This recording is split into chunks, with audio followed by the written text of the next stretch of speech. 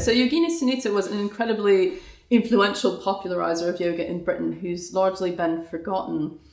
And she was a fascinating woman who shows how complex the relationship between the empire and its colonies and the different forms of colonial identity are.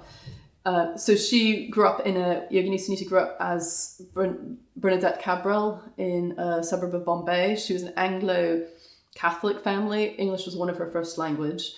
And she rejected an arranged marriage, instead joined a Catholic convent, which she then decided did not promote the spiritual ideal she had in mind. Her family ran a antique furniture business in Bombay, and the convent kept requesting donations, and she found that her treatment in the convent was directly related to how generous her family were.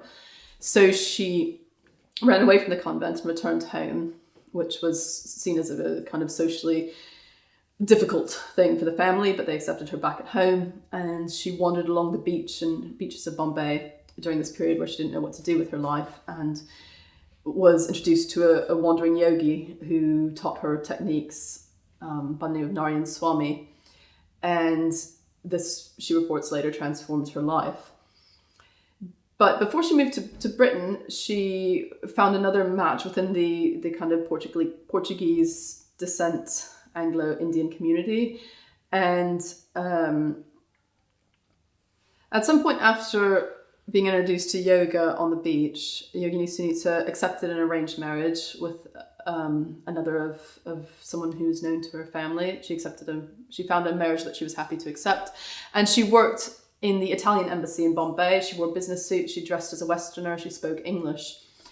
And at some point, her husband decided that the opportunities were better. In the late 1950s, her husband decided the opportunities were better for his family if they moved to England after independence. There was an opportunity that the passports in the Commonwealth were fine to move to England. They had enough money to be able to make the change, and he got a job in the Birmingham area. I think he was involved with newspapers, but I'm not sure, so you best not say that.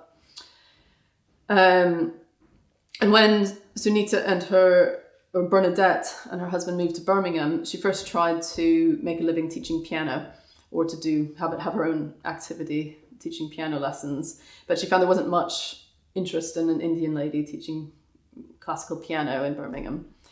So somehow she decided to reinvent herself as Yogini Sunita, and instead of wearing the westernized clothes that she had been wearing in Bombay, she started wearing saris and put her hair in a shingon and kind of orientalized her image and began teaching yoga. And she found there was a huge demand for yoga classes. And she very quickly got a class in the Birmingham Athletics Institute, which proved very popular. She was getting hundreds of students in that facility.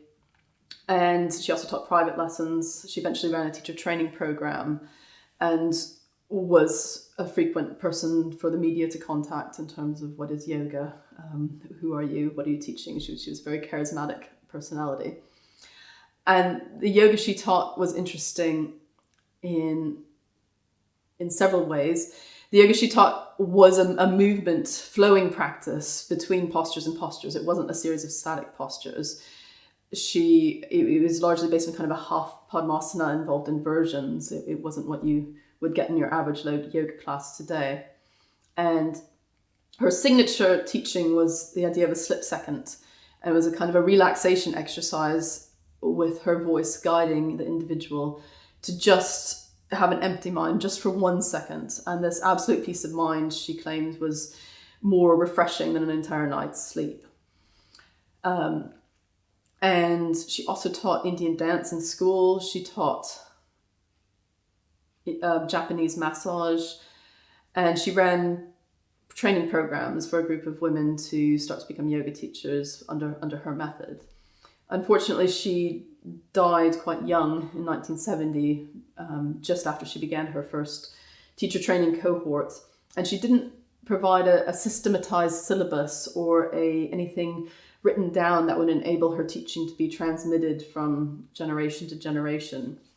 But from what she did leave in her books and her recordings, it seems like she actually didn't think that this was the way to transmit a yoga tradition. That was more of a charismatic individual relationship, and that of all the people she was training to be yoga teachers, she thought that maybe only 1 in 100 would actually be suitable to teach a local education authority evening class, and that most people it would just be a personal practice, and that the identifying who would be able to take on that charismatic large-scale teaching role would be something that would be negotiated between the master and the student. So there was a much more she didn't institutionalize her system of yoga teaching, and some of that might have been because of her untimely death, and some of that was inherent to what she was trying to do.